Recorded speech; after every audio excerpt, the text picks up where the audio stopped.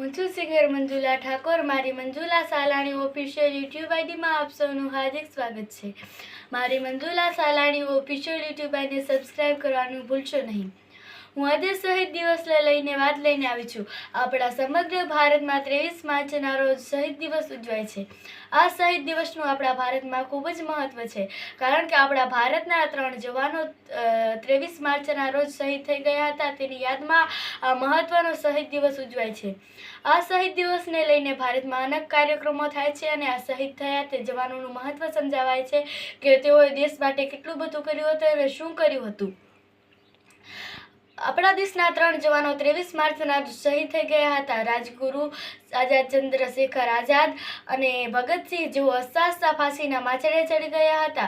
તેઓએ આપણા દેશને આઝાદી અપાવવા માટે કેટલું બધું કર્યું, છતાં પણ તેઓને અંગ્રેજોએ પકડી લીધા અને પછી તેઓ ફાંસીના માચડે ચડી ગયા.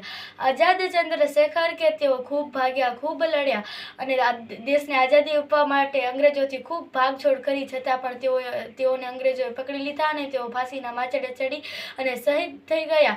માટે આપણે પણ આ શહીદોમાંથી પ્રેરણા લઈ અને આપણે કંઈક એવું શીખીએ કે આપણે આપણા દેશને આગળ વધારવામાં મદદ કરી શકીએ. આપણે આપણા દેશને પ્રગતિશીલ બનાવવાનો છે અને ખૂબ આગળ વધારવાનો છે. માટે આપણે આપણા બાળકોને શીખવીએ કે આપણે ખૂબ સારું એવું ભણીએ. કંઈ નહીં તો આપણે સારું એવું ભણીને આપણા દેશને આગળ વધારીએ. અત્યારે કંઈ ન કરીએ તો આપણે સારું એવું ભણીએ ને વકીલ બનીએ, કલેક્ટર બનીએ, પોલીસ બનીએ અને આપણા દેશને આગળ વધારવામાં મદદ કરીએ. આ વકીલ, પોલીસ અને સૈનિક બનીને આપણા દેશને આપણે સારા એવા પ્રગતિશીલ બનાવવામાં મદદ કરી શકીએ છીએ. માટે આપણે આ શહીદ દિવસને ધ્યાનમાં લઈ અને તેનું મહત્વ સમજી અને આપણે આ ભણી ગણીને આગળ વધવાનું છે. અમારી Manjula Salani official like, share, subscribe કરવાનું ભૂલશો નહીં. નમસ્કાર.